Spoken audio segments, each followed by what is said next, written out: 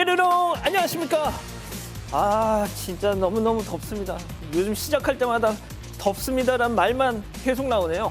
예, 진실 추적자 사건 마냥 시작합니다. 또 날씨 얘기인데요. 7월 시작부터 연일 열대야 많이 힘드시죠? 자, 기상청이 오늘 공식 브리핑을 했는데 남부지방 장마 끝났답니다. 공식 발표했어요. 언제 시작을 했던가요?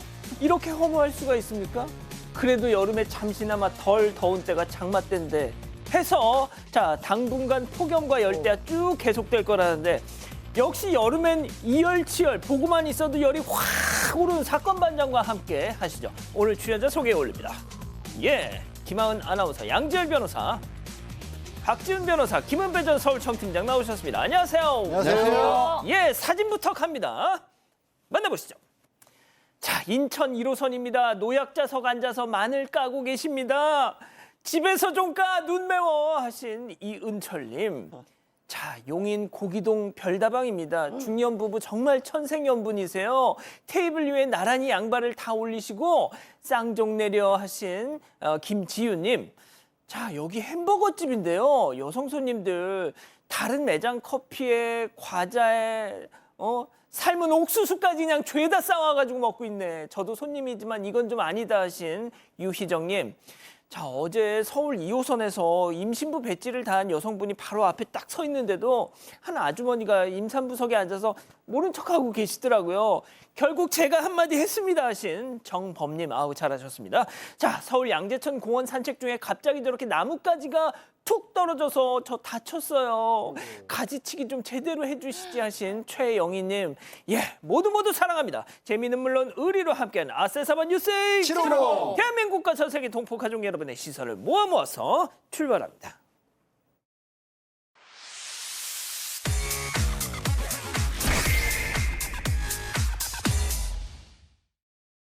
예, 첫 번째 달려볼까요?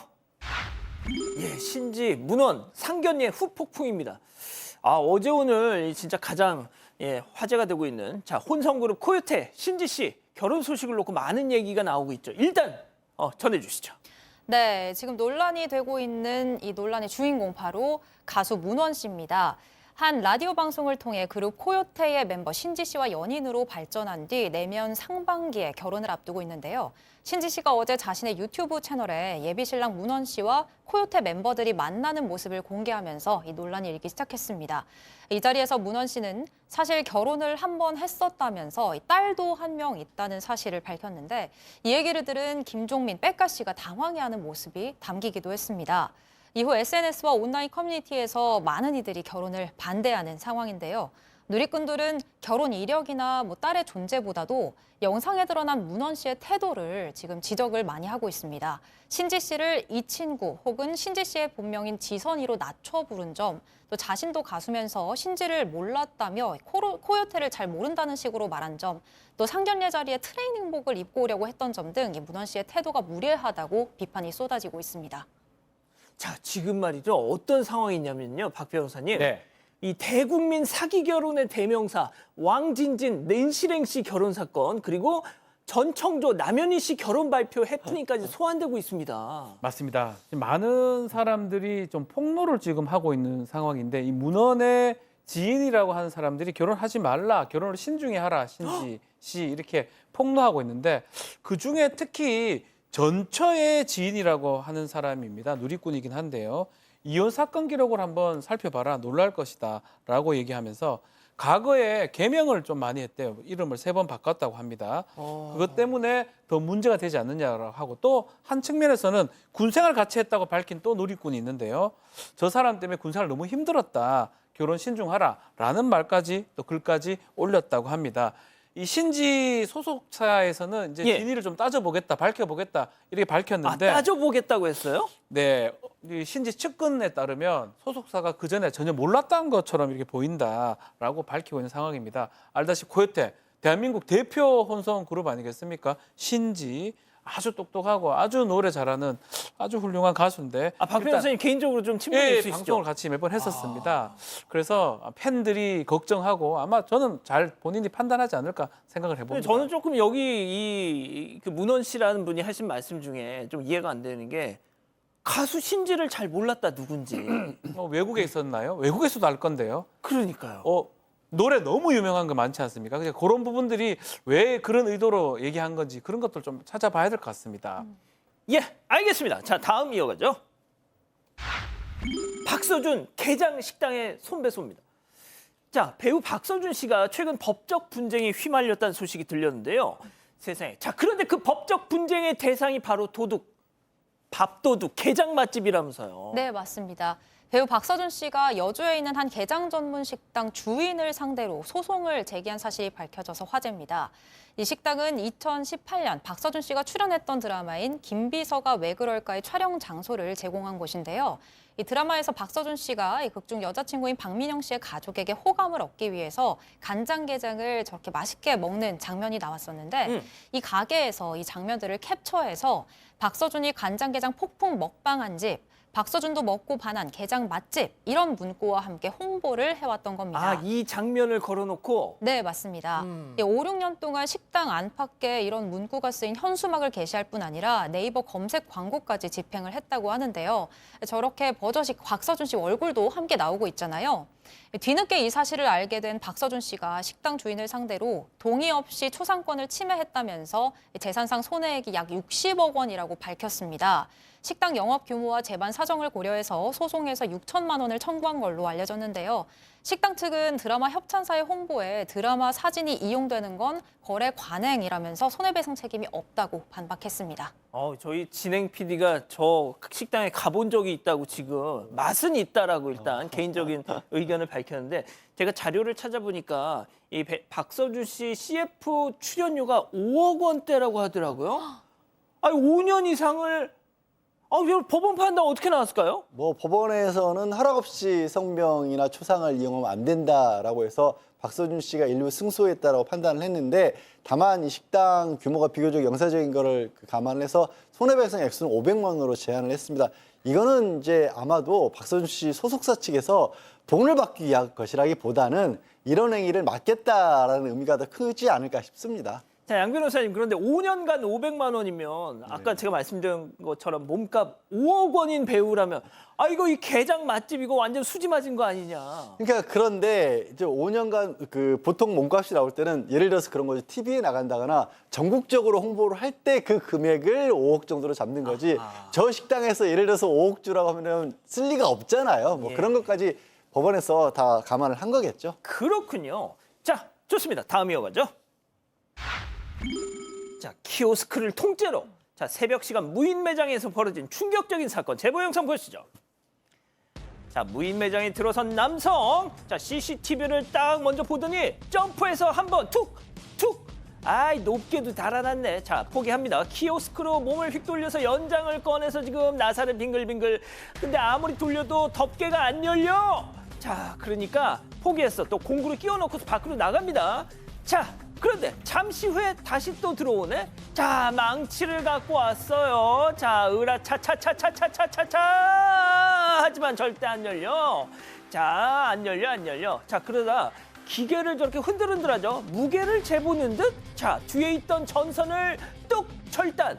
자, 으짜짜짜짜짜 키오스크를 통째로 들고 나갑니다. 박 변호사님, 무인점포 도둑들 방송만 언 3년째 통째로 들고 가는 놈은 저놈이 처음입니다. 처음이고요. 이 간이 좀 크다고 해야 되나요? 아니면 끈기가 있다고 해야 되나요? 뭐 그건 알 수는 없는데 일단은 이 무인 아이스크림 가게 경북 구미에 있는 가게인데 이렇게 지금 새벽에 들어가지고 이 키오스크 절단을 시도하다가 실패한 후에는 아예 전선을 끊은 다음에 키오스크를 들고 나가는 모습이 지금 보입니다. 자, 그 때문에 뭐가 발생했냐면 합선이 있었고요. 아이고야. 아이스크림이 다 녹아버렸습니다. 손해가 어마어마합니다. 폐기가 했기 때문에. 그래서 나중에 저것을 들고 간 다음에 풀숲에서 돈을 빼내고요. 예. 키오스크는 버립니다. 80만 원 정도 현금을 빼가고요. 매장 주변에 수풀에 이걸 버리고 사라졌습니다. 팀장님, 저 녀석은 무조건 잡아야 되겠습니다. 그렇습니다. 제보자 같은 경우에 그날 아침 오전 7시경에 주민들이 신고를 해서 경찰이 이제 연락 갔기 때문에 재산 피해를 알았기 때문에 저 절도 보면 좀 경찰에 신고가 됐고 경찰에서 소재를 추적해서 공부할 것 같은데요. 피해 사항을 보니까는 키오스크 조차차가 380만 원이라는 거예요.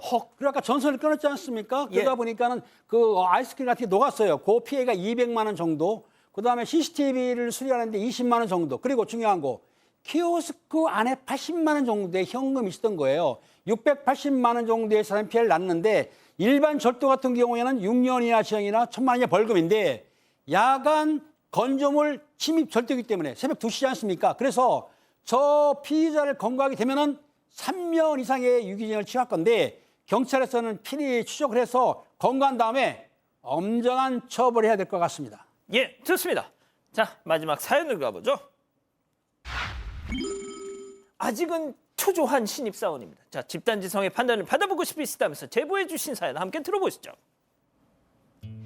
안녕하세요. 저는 얼마 전 신입사원이 된 20대 후반 여성입니다. 평소 원하던 회사에 어렵게 입사했고 누구보다 열심히 하겠다고 다짐했죠. 그런데 언제부턴가 선배들이 툭 던지는 말이 제 가슴에 비수로 꽂히기 시작했습니다. 하루는 아침 회의에서 업무 얘기를 할 때 대뜸 제게 열심히 안 하네? 라며 툭 던지는 겁니다. 저는 당황해서 혹시 제가 어떤 부분에서 더 노력해야 할까요? 알려주시면 개선하겠습니다. 이렇게 구체적으로 물었는데요. 선배들은 그저 애매모호한 웃음을 지으며 신경 쓰지 마라, 얼버무리더라고요. 제가 아직 신입이라 업무가 많은 편이 아닌데도 나름 직접 일을 찾아가면서 열심히 했다고 생각했는데 대체 뭐가 잘못인지 감도 안 옵니다. 그리고 여기서 더 문제는 바로 출퇴근 시간입니다. 저희 회사는 원래 워라밸을 중시하고 정시 퇴근을 권장하는 분위기인데요. 그럼에도 저는 평소 30분 일찍 출근해서 남들보다 더 빨리 일을 시작했습니다. 그런데 퇴근할 때가 돼서 선배들이 왜 안 가냐? 재촉을 하기도 하고 딱히 남은 업무도 없어서 몇 번 정시에 맞춰서 퇴근한 적이 있는데요. 그런데 막상 제가 정시 퇴근을 하고 나면 다음날 선배들이 요즘 젊은 친구들은 칼퇴하네. 우리 때는 선배가 갈 때까지 앉아 있었는데 말이야. 라면서 한마디씩 하시더라고요.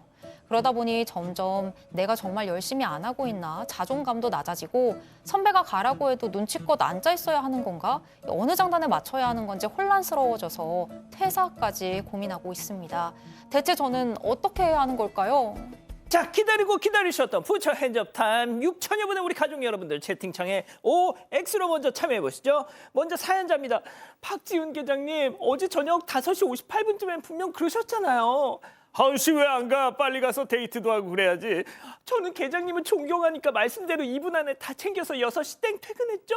그런데 아까 점심 식사 때 하은씨는 참 순수하다 하면서 매기셨죠? 아, 어쩌라고, 어느 장단에 춤을 추라고, 동그라미. 아, 좋습니다. 자, 다음 직장 선배예요. 이봐요, 하은 씨. 아, 눈치 챙겨. 이건 세대 문제가 아니라 센스 문제야. 자기 말이야. 중국집 가서 부장님이 시키고 싶은 거 다 시켜 했을 때 어떻게 할 거야? 저 사장님 탕수육 중짜요. 봐봐, 이거. 그게 문제야. 부장님이 시키는 걸 보고서 시켜야지, 이 사람아. 그게 사회생활인 거야, X. 제가 댓글을 보다가 놓쳤는데 아니야. 그런 거 어떻게 없어요. 한번 해보겠습니다. 자, 팀장님부터 가겠습니다. 그렇습니다. MZ세대라고 하는데 선배들이 사실은 그 시키는 대로 했다고 해서 문제가 됐는데 이 여성 보니까 출근 시간에 30분 먼저 출근을 했습니다. 그리고 선배들이 퇴근을 안 하냐 하니까 했는데 이거 그냥 관계없어요. 선배들이 뭐라 하더라도 원칙대로 하게 되면 문제가 없기 때문에 선배들이 뭐라고 하는 것 때문에 퇴사 아예 절대로 아닙니다. 내가 보기에는 소신 있게 정시 출근하고 정시에 퇴근해도 문제가 없습니다. 박 변호사님. 예, 뭐 왜 잘못한 거냐 질문을 한 거잖아요. 잘못한 게 없고요. 뭐 선배들이 눈치 주는 거를 그것이 잘못된 게 아닌가 이렇게 보입니다. 실제로 요즘에 뭐 출퇴근 시간 가지고 판단하는 것도 그렇고 정 그게 문제가 된다 그러면 얘기를 해야 되고요. 퇴근 시간 넘어가면 야근이 되는 겁니다. 야근 수당이나 이런 거 다 연결되기 때문에 그런 거 가지고 위축될 필요 없다 이 말씀 드리고 싶습니다. 양 변호사님. 저는 두 분하고 의견은 조금 달라요. 뭐냐면 사실 이런 거 보면요. 뭐 옛날이랑 많이 달라졌다고 하는데 크게 안 달라진 것들이 더 많은 것 같아요. 맞아. 뭐 저도 30년 전에 이 신입사원 때도 저런 갈등을 좀 했었는데 선택을 하셔야 될 겁니다. 그러니까 회사의 문화에 적응해 가면서 그 안에 그 문화에서 커가는 쪽으로 성장을 할 건지 아니면 선배들이 뭐라고 하든 회사 문제가 어떻든지 간에 제 자리를 그냥 자기 스타일로 밀고 나갈지. 다만 요즘에는 그나마 다행인 게 그렇게 자기 스타일로 밀고 가더라도 중요한 건 결과가 좋다라고 하면 그 스타일대로 갈 수가 있어요. 그러니까 지금 과정보다 결과가 더 중요한 거 한 가지고 그럼에도 불구하고 어쨌든 회사에 녹아들고 싶으시면 불합리해 보이더라도 눈치도 보긴 봐야 돼요, 솔직히. 자, 김하나 아나운서, 우리 가족 여러분들 의견보다 본인 의견 듣고 끝내죠. 아, 사연자님 정말 죄송합니다. 제가 이 댓글을 보다가 근데 사회생활을 해보니까 이건 어떻게 할 수가 없네요. 선배들도 나름의 눈치 사연이 보잖아.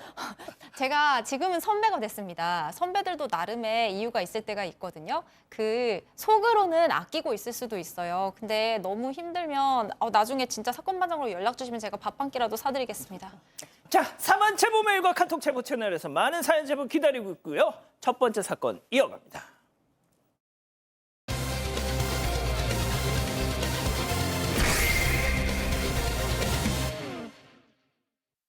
베트남의 한 유명 리조트에서 가족이 익사 사고를 당했다는 제보가 들어왔습니다. 안전요원이 있었지만 뒤늦게 구조에 나섰고 이후 리조트 측은 책임을 회피하고 있다는 주장입니다. 무슨 일이 있었던 건지 알아봅니다. 자, 여동생 가족이 결혼 10주년을 맞아서 베트남 여행을 갔다가 정말 안타까운 사고를 당했다는 제보입니다. 자, 아들과 바다에 들어간 남편이 영영 못 돌아오게 된 건데요. 자, 귀국을 불과 며칠 앞두고 벌어졌던 일입니다. 네, 귀국을 불과 2, 3일 앞두고 벌어져서 더 안타깝습니다.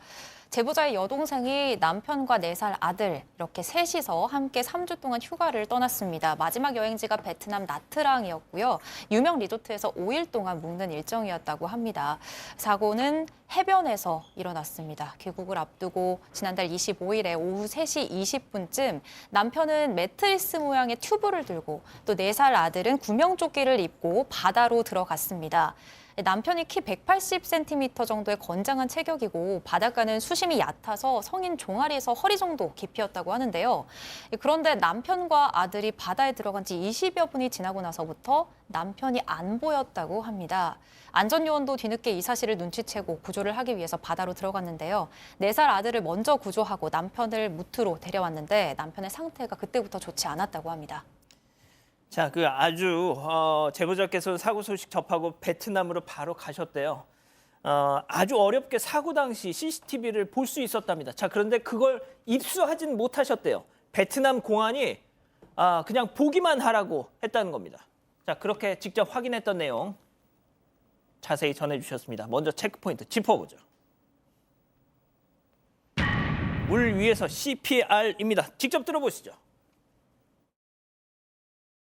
그 바다가 이제 언뜻 이렇게 해서 놀기에는 정말 성인 허리도 허리가 올까 하는 정도인데 그 어느 순간부터 일순간 부표 밖으로 쑥 넘어가는 것 같아요. 저희가 상식선으로 생각할 때 어떤 아빠가 그 라인 밖으로 애기 데리고 넘어가서 놀겠어요. 애 아빠가 그 위에 올라가려다 계속 실패를 하는 게 보여요. 올라가라는데 계속 엎어엎어하고 빠져요. 그런데 이제 안전요원은 그때 인지를 못하고 있고요. 그냥 처음에 옆쪽으로 동료랑 수다도 떨고 그냥 가만히 있어요. 정말 CCTV 화면 밖으로 넘어갈 때까지도 어떠한 그냥 액션도 없이 가만히 있다가 어느 순간에 뛰쳐나갔어요. 근데 수영을 빨리 한 것도 아니고 인지하고도 한참 뒤에 제부랑 닿은 거예요. 그리고 심지어 CPR을 물 위에 튜브 위에 눕혀서 10여 분간 CPR을 해요. 아니, 라이프가드들이 적어보라고 있는 거 아닙니까? 전혀 그런 일이 없었던 것으로 보여요. 지금 다시 한번 설명을 드리자면 한 30분 정도의 이 아이하고 같이 튜브를 타고 밖으로 나갔던 아빠하고 아들이 30분 정도 무렵에 바로 입수해서 그냥 부표 근처까지 떠밀려 갔다는 겁니다. 부표면 거의 경계선인 거잖아요. 근데 거기서부터 이미 튜브 위로 올라오지 못하고 계속 물에 빠졌다라는 겁니다. 심지어 이때는 이미 그 부표 바깥으로, 경계선 바깥으로까지 갔는데 안전요원이 말리지를 않고 있었다. 아예 몰랐다라는 걸로 보이고 그 다음에는 CCTV에 안 잡힐 정도로 멀어졌고 그때서야 이 뒤늦게 안전요원이 한 3시 47분 정도 그러니까 사고가 발생하고 17분이 지나서야 그때 그걸 알고 출발을 샜다라는 겁니다. 도착했을 때 구조한 게 20분 정도 사건 발생 20분 정도 지나서야 구조를 했는데 문제는요. 바로 육지로 이동한 게 아니라 물 위에 카약에서 CPR을 실시를 했다라고 나중에 얘기를 했다라고요. 근데 CPR 방법 아시겠지만 평지에 눕혀놓고 압력을 가야 되는데 압력이 제대로 가해질 리가 없잖아요. 이해가 안 돼가지고 왜 물 위에서 그랬냐라고 물어보니까 골든타임 놓쳐서는 안 되기 때문에 물 위에서라도 해야 된다. 유급밥 환자라서 그랬다라고 얘기를 하는데 그러고 나서 10분 뒤에 그러니까 사건 발생으로부터 벌써 30분이 지나서야 이 무태에 도착해서 계속 CPR을 하는데 사실 이때 이미 의식이 없어 보였다고 합니다. 세상에 평평한 바닥 위에서 CPR을 해야 되는데 막 이렇게 흔들리는 카약 위에 사람을 높여놓고 자 그런데 무태 데리고 나온 이후에 리조트 측의 대처도 정말 이해 안 되는 부분이 많았답니다. 당시 해변에 같이 있던 관광객 중에 한국인 관광객이 마침 간호사가 계셨대요. 당시 상황 목격하셨답니다. 간호사분 얘기 직접 들어보시죠. 제가 그냥 간호사라서 제가 도와드리겠다고 아예 그냥 오지 말라고 자기네들끼리 할 거라고 괜찮다고 오지 말라고 이렇게 밀어내더라고요. 그리고 나서 구조 가방을 메고 이제 그때서야 간호사가 왔어요.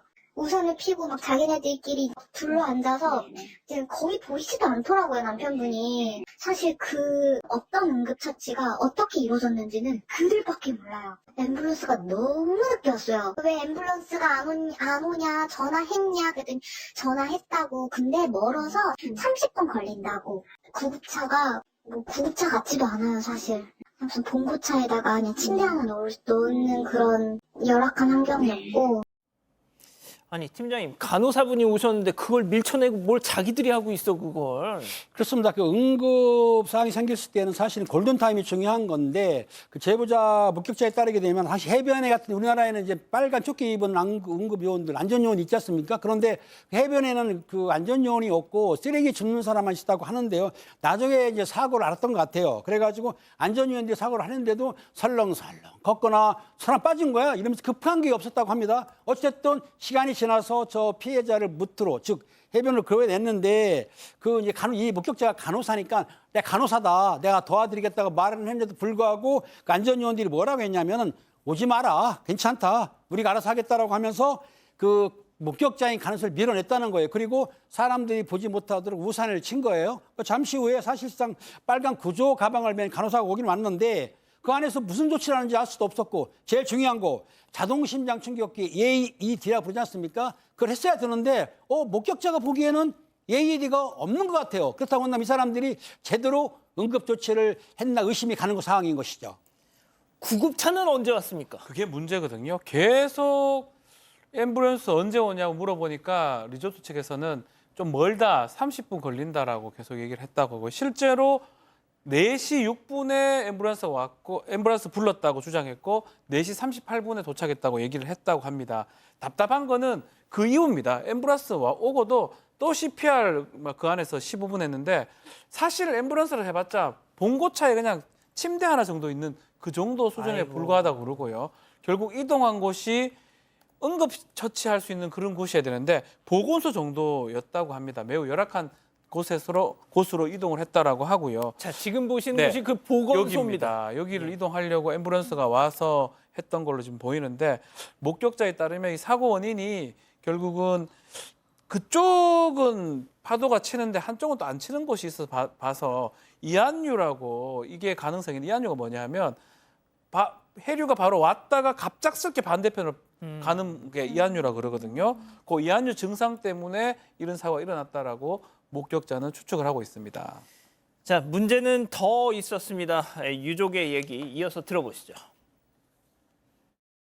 저희는 당연히 익사인 줄 알고 화장하겠다 했는데 사인이 익사가 아니라 급성 심근경색이라고 되어 있다는 걸 제가 나중에 한 거예요. 왜냐면 거기 유가족 사인이 들어가야 되는데 경찰이 날조를 했어요. 뒤늦게라도 급성 심근경색인 걸 알았으면 부검을 했을 텐데 영사님이 나트랑에 직접 오셔서 공안과 얘기를 해서 해결을 거의 해주셨는데 공안이 또 영사님이 나트랑 뜨자마자 또 말 바꾸면서 사주고 뭐고 어떠한 기록도 내줄 수 없다. 부검은 너네가 안 한 너네가 잘못이고 내가 보기엔 심장마비가 맞다. 근데 심장마비로 몰아가면 수사 결과가 어떻게 진행될지 뻔하잖아요. 기저질환으로 몰아갈 거잖아요.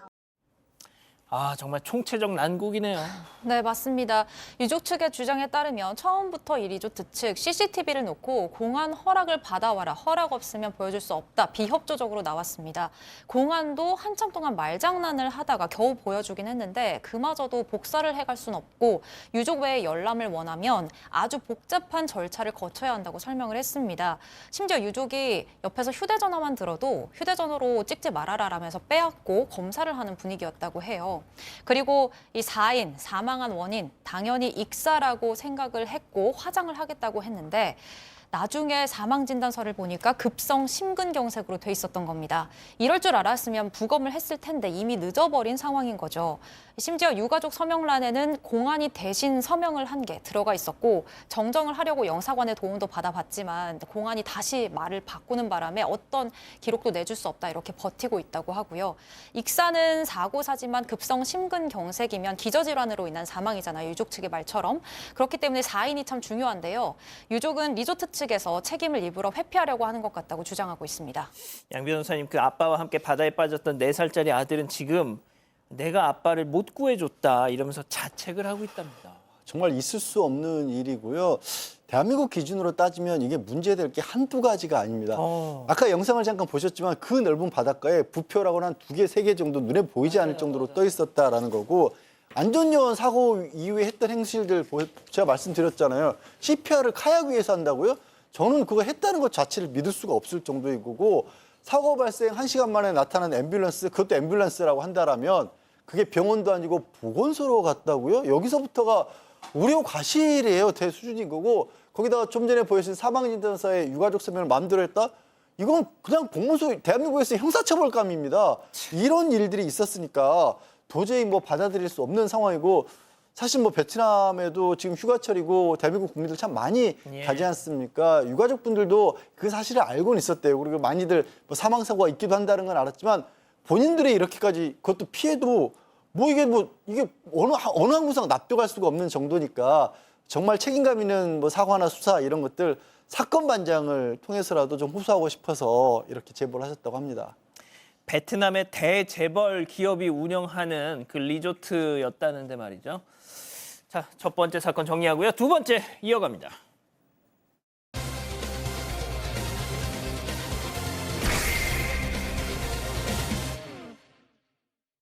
한 건물의 엘리베이터 앞 CCTV 영상입니다. 현관문을 열고 한 여성이 밖으로 나오는데요. 여성이 향한 곳은 엘리베이터 배전함. 손쉽게 배전함 문을 연 여성은 이곳저곳을 한참 동안 살펴봅니다. 그런데 이 여성 자세히 보면 가위로 전선을 자르고 있습니다. 결국 이 엘리베이터는 고장이 났고 입주민들은 푹푹 찌는 더위 속에 2달이 넘게 계단을 이용하고 있는데요. 대체 이 여성은 왜 이런 행동을 한 걸까요? 아이고, 박 변호사님. 자, 제보자 얘기부터 먼저 해야 되겠습니다. 이 사람은 꼭대기 층에 거주하고 있는 사람이고 제보자의 얘기에 따르면 이 꼭대기 층의 거주 여성 뭔가 좀 신경질적인 사람이 정도 생각을 했는데 코로나 팬데믹 그때부터 뭔가 이상해졌다라고 얘기를 좀 하고 있는 그런 상황입니다. 원래 층간소음 문제가 계속 있었던 것 같은데요. 통상 층간소음은 밑에 집이 위에 집한테 항의하는 구조여야 그렇죠. 되는데 이 사람 꼭대기에 살잖아요. 네. 이 꼭대기 여성이 아랫집에 층간소음 난다면서 괴롭다면서 싸움을 걸기 시작했다라고 합니다. 와우.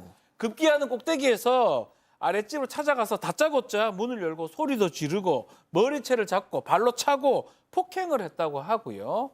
당연히 머리채 잡힌 발로 차고 때리고 올라가고 뭐 이랬는데 머리채 잡힌 아랫집 주민도 이 여성 머리를 잡고 대응을 했던 적이 있다고 합니다. 결국 이 일이 쌍방폭행으로 마무리됐다고 합니다. 자, 제보자분 얘기를 직접 들어보셔야 될 것 같습니다. 들어보시죠. 그게 이제 조금씩 지나고 나는데 이제 강도가 좀 심해진 거지 이제 점점. 뭐 기물파손을 부신다거나 뭐 자기 집안에서 무슨 뭐 볼링공 같은 거를 떨어뜨려갖고 동에 있는 사람들 변치가 다 들을 정도로 시끄러워서 신고가 많이 들어갔었어요.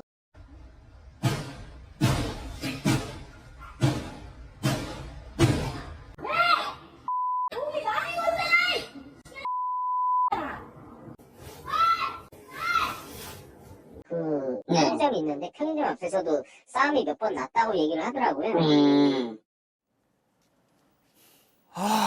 양 변호사님. 너무너무 심각해 보이는데 뭐 이런 문제들로 해서 쌍방폭행하면 벌금형도 받은 적이 있다고 합니다. 근데 그때부터 더 심각해져가지고 자기 집에서 자기가 층간소음을 내놓고 경찰에는 또 이 층간소음 있다고 신고를 하고요. 좀 전에 영상에서 보셨지만 막 자전거를 집어 던지고 문을 발로 차고요. 심지어는 집 안에서 볼링공을 떨어뜨려서 뭐 아래층은 물론이고 건물 전체에 들릴 정도의 소음을 내고 지나가는 사람들은 창문 열고 미친 뭐 죽고 싶냐 뭐 어떻게 막 고래고래 소리 지르고 욕설하는 바람에 지나던 애들은 얼마나 놀랬겠어요. 저게 지금 대낮에 저렇게 소리를 지르는 모습입니다. 그리고 집 밖에다 계속 쓰레기를 내놔서 그걸 또 지적을 했더니 뭔 상관이냐고 이렇게 폭 욕설을 하고 그냥 지금 이 건물에서는 이웃들이 가능하면 아예 부딪히지 않으려고 노력을 하고 있다고 하는데 집 밖에 나와서 그 주변의 편의점 앞에서도 여러 차례 싸움을 일으켜서 동네에서는 이걸 유명하다고 해야 될지 악명이 높다고 합니다. 자, 하지만 여기까지는 맛보기에 불과했습니다. 지금부터가 중요합니다. 체크포인트 짚어보죠.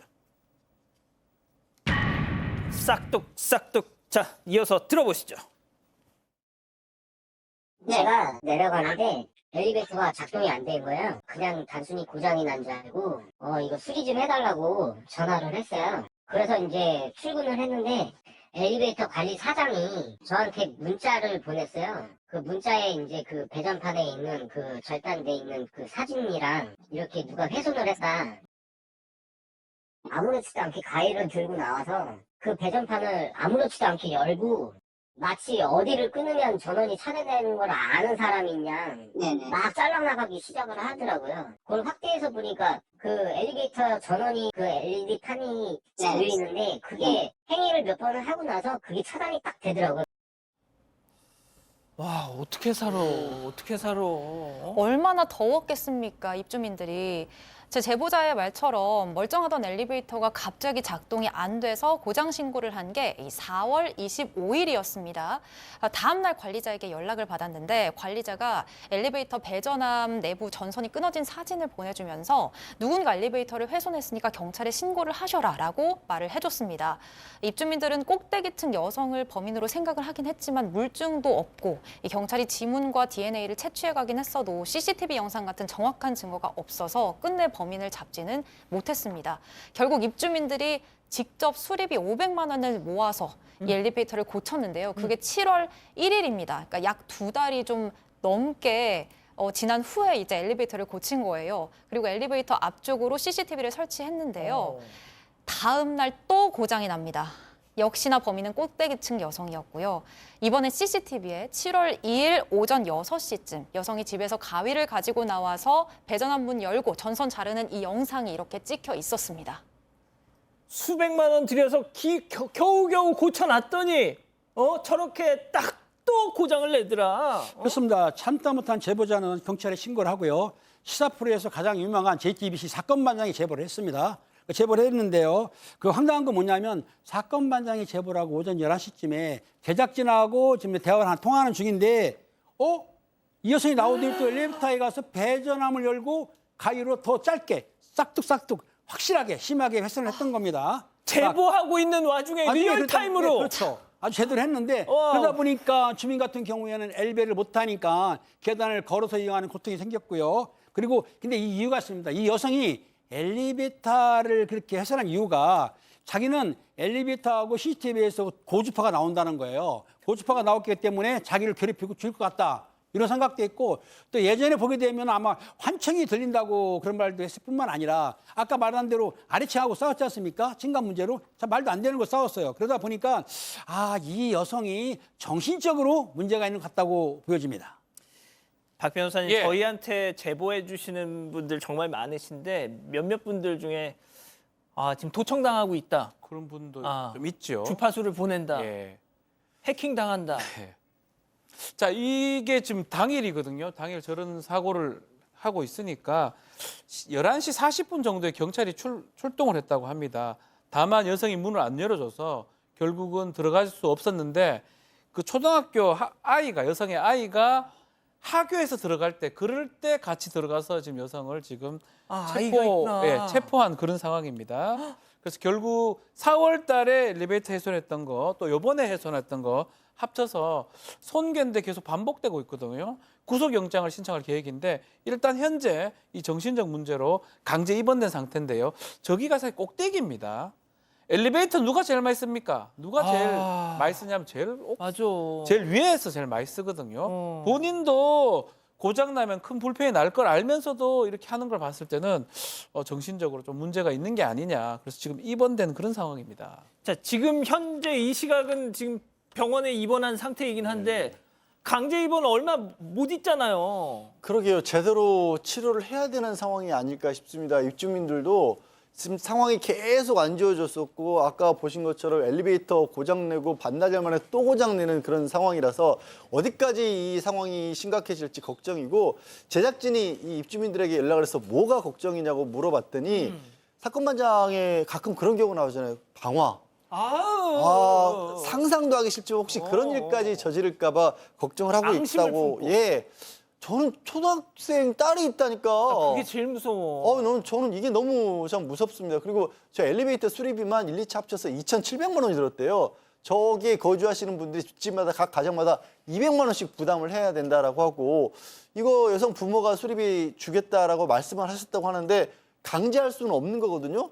근데 강제로 안 하면 미성년자는 아니기 때문에 결국 저 여성을 상대로 소송을 해야 되는데 지금 상태에서 뭐 손해배상 소송을 한다는 게 무슨 의미가 있을지 참 어쨌든 그 부모님을 통해서라도 제대로 치료를 받을 수 있게끔 해야 될 것 같습니다. 그 초등생 아이가 제일 걱정입니다. 자, 이렇게 정리하고요. 사건 연구소 이어갑니다.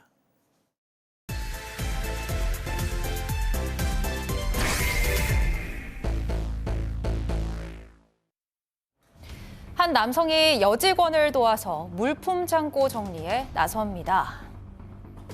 이 남성, 젊은 나이에 여러 사업체를 운영하는 대표인데요. 그런데 그날 오후 함께 일했던 여직원이 감쪽같이 사라졌습니다.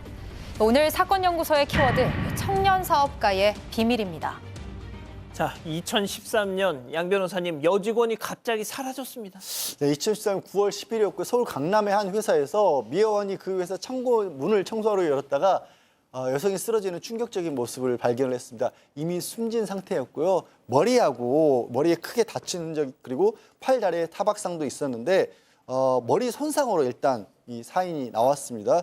이 여성 31살 회사에 입사한 지는 불과 넉 달인 신입사원이었습니다.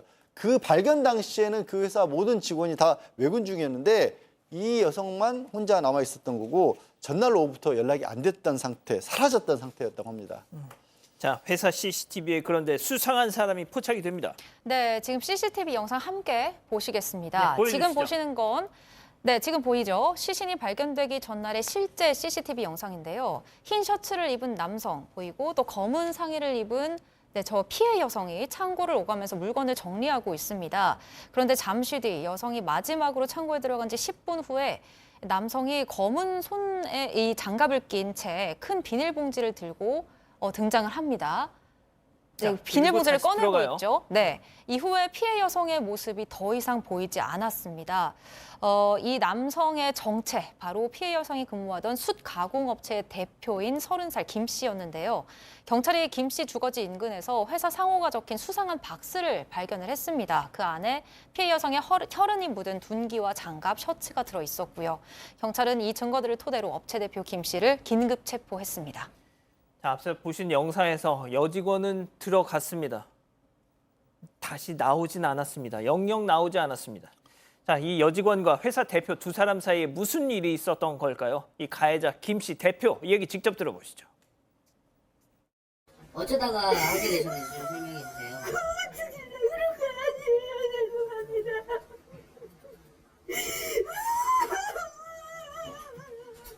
제가 말을 못 이겼습니다.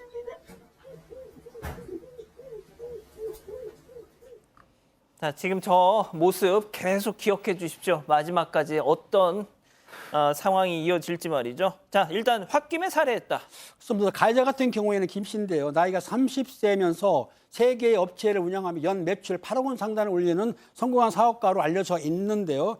외제차를 여러 대 몰고 요트도 있고 승마도 하고 또 제트스키까지 모든 걸 다 합니다. 호화한 생활을 했었는데요. 근데 그 김 씨가 그 살해한 이유를 밝히는 점 충격적입니다. 뭐라고 했냐면 여직원이 짜증을 내서 살해했다. 무슨 말이냐면 아마 그 안에 물품 창고에 두 사람이 이제 작업을 했던 모양이에요. 여직원하고 사장하고 했었는데 그 머리 위에서 둥기가 떨어지면서 여직원의 머리를 맞췄던 거예요. 그랬더니 여직원이 뭐라고 했냐면 아이씨 이렇게 좀 욕을 했습니다. 아이씨 하면서 짜증을 내니까 이 대표 입장에 있을 때는 화가 나가지고 순간적으로 화가 나서 여직원을 둥기로 휘둘렀다. 그러니까 짜증나고 화나서 여자가 예시하는 바람에 살해했다는 얘기인 것이죠. 우발적 살인이라고 주장하는 것이죠. 자, 박 변호사님. 네. 자, 근데 이게 다가 아닙니다. A씨로 이렇게 순간적으로 폭발했다는 주장인데 이 3주 전에 약 3주 전에도 목숨을 잃어한 적이 있었는데요. 8월 17일입니다. 이 김 씨가 이 피해 여성한테 나 지금 여자친구하고 청평에 와 있는데 기름 같은 게 좀 떨어졌다. 그래서 보트에 휘발유가 필요한데 휘발유 여러 통을 좀 가지고 오고 올 때 내 차를 갖고 오라고 부탁을 했습니다. 당연히 직원은 대표 얘기니까 사장 얘기니까 그것을 듣고 그걸 가지고 갔는데 가자마자 하는 말이 휘발유 필요 없다라고 또 얘기를 했다고 해요. 그래서 돌아가라고 하면서 휘발유를 싣고 돌아가는데 출발하고 5분 후에 트렁크에서 펑 하는 폭발과 함께 화재가 났다고 합니다. 당시 차량 안에는 휘발유가 많이 통이 실려져 있었고요. 다만 그때는 이 여성이 재빠르게 탈출했기 때문에 목숨을 잃지는 않았습니다. 자, 당시 피해 여성은 말이죠. 가족들한테 엄마 나 회사 가는 게 무서워. 그러셨대요. 이유가 있죠. 네, 이유가 있었습니다. 왜냐하면 이 피해 여성의 유족들의 주장에 따르면요. 경찰에게 대표 김 씨가 보험금을 노리고 일부러 계획을 한 살인이다라고 강력하게 주장을 했었습니다. 김 씨가 겉으로는 잘 나가는 청년 사업가예요. 뭐 골프도 치고 외제차에 하지만 실상은 전혀 달랐습니다. 대출금 채무만 해도 무려 8억 원이 있었고요. 이자만 매월 360만 원에 외제차 리스료와 할부금 등 하면 300만 원이 넘었고 제트스키 할부금까지 포함해서 매월 1,000만 원이 넘는 할부금을 내고 있었다고 해요. 그런데 정작 본인이 사는 집 월세는 5달째 밀리고 있었습니다. 결국 김 씨는 범행 2달 전 피해 여성에게 퇴직금이 나오는 보험이라면서 월 61만 원짜리 종신보험에 가입을 시키거든요. 그런데 문제는 그 보험의 수령인이 김 씨, 이 청년사업가 김 씨 본인이었습니다. 그리고 피해 여성이 사망을 할 경우 김 씨가 받게 되는 보험금은 일시금 5억 원과 2036년 7월까지 매월 800만 원씩 지급되는 총 26억 9,200만 원이었습니다. 자, 이런 자가 앞서 그 영상 좀 밑그림으로 좀 깔아주세요. 박 변호사님. 엉엉 울었죠. 예.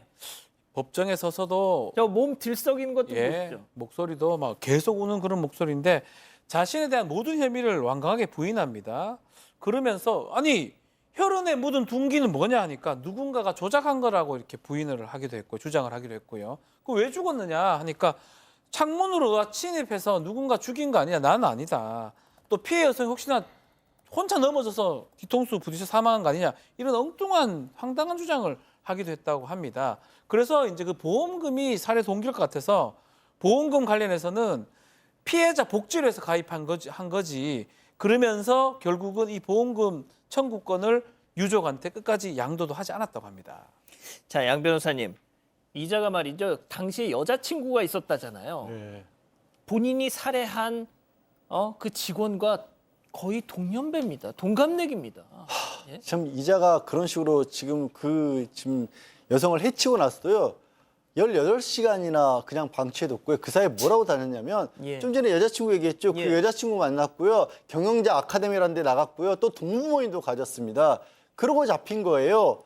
1심 재판부에서 이런 자를 다시 사회에 돌려보내면 또 다른 피해자가 나올 수 있다. 이 보험금 내린 계획범이기 때문에 다시는 사회에 돌려주면 안 된다. 그래서 무기징역을 선고했는데 항소를 했죠. 항소를 하면서도요. 뭐 너무 죄가 무겁다가 아니라 여전히 무죄를 주장한 겁니다. 대법원까지 그냥 무기징역 확정이 됐습니다. 저런 주장하는데 어떻게 받아지겠습니까? 정말 소시오패스다. 그 영상 잠깐만 좀 다시 보여줄 수 있어요? 범행 당시 CCTV 영상? 예? 잠깐만 좀 보고 가죠. 자, 박 변호사님. 네. 저 짓을 했습니다. 너무나 태연하지 않나요? 그렇죠. 계획적인 거고요. 지금 계속 얘기를 하지만 감정이 무딘 거죠. 예. 그리고 저게 다 담겨져 있고 그냥 자연스럽게 아주 시간도 수초 만에 범죄가 저질러지는 모습이거든요. 그럼에도 불구하고 반성을 전혀 하고 있지 않습니다. 예. 사건 연구소 정리하고요. 글로벌 픽 이어갑니다.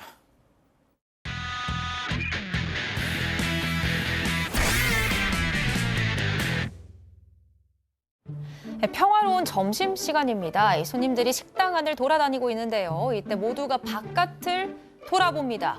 그때 한 차량이 이렇게 거침없이 식당 안으로 돌진을 합니다. 주차된 아유. 오토바이들을 들이받고 나서야 겨우 멈추는데요.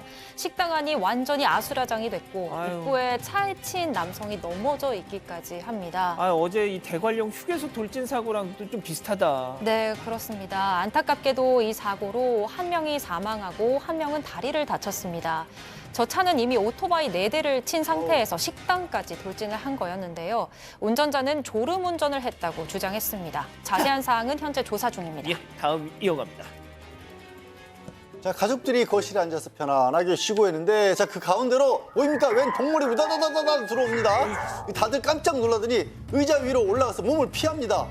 저 뭐예요? 안쪽까지 거침없이 달려 들어온 거 바로 거대한 모니터 도마뱀입니다. 위기에 빠진 가족들을 구해줄 두 남성이 출동을 했는데요. 발버둥 치는 도마뱀이 올가미에서 빠져나가 버리니까 용감하게 이제 옹골함이 잡는 것 같죠? 근데 저거 빠져나간다. 손으로 덮치려고 합니다. 자, 몇 번의 시도 끝에 이번에는 도마뱀이 너무 올가미에 싫어. 제대로 걸려 들었는데요. 자, 그러니까 올가미에 잡힌 다음에 입을 쩍 벌리고 화를 냅니다. 하지만 남성의 힘에 못 이겨 질질 끌려가고 말았습니다. 사람들 깜짝 놀라게 한 이 도마뱀은 말에서 멀리 떨어진 숲에 거의 풀어졌다고 합니다. 다음 이어갑니다. 택배기사예요. 비어있는 집 앞에 택배를 배송하고 애교 많은 고양이와 반갑게 인사도 나누고 그러고 나서 이제 다 일 끝났으니까 자기 오토바이로 돌아가려는데 예. 하늘에서 빗방울이 뚝뚝 떨어지기 시작합니다. 빨가 비 맞는다. 자, 이제 얼른 출발해나 싶더니 다시 오토바이에서 내립니다. 왜요? 왜냐하면 마당에 그냥 널려있던 집주인 빨래들을 집 밑으로 옮겨주려는 세상에. 겁니다. 너무 착하다. 네, 건조대 2개를 모두 저렇게 옮기고 나서야 서둘러 출발합니다. 뒤늦게 들어온 집주인 건조대가 알아서 이사간 게 이상해서 CCTV 확인했다가 이 장면을 목격했고요. 너무 큰 감동을 받았다면서 택배기사에게 감사의 인사를 전하고 싶어 한다고 합니다. 자, 박 변호사님 마지막으로 짧게 한 말씀. 고마워, 택배기사님. 예, 글로벌 픽 정리하고요. 잠시 뒤에 돌아옵니다.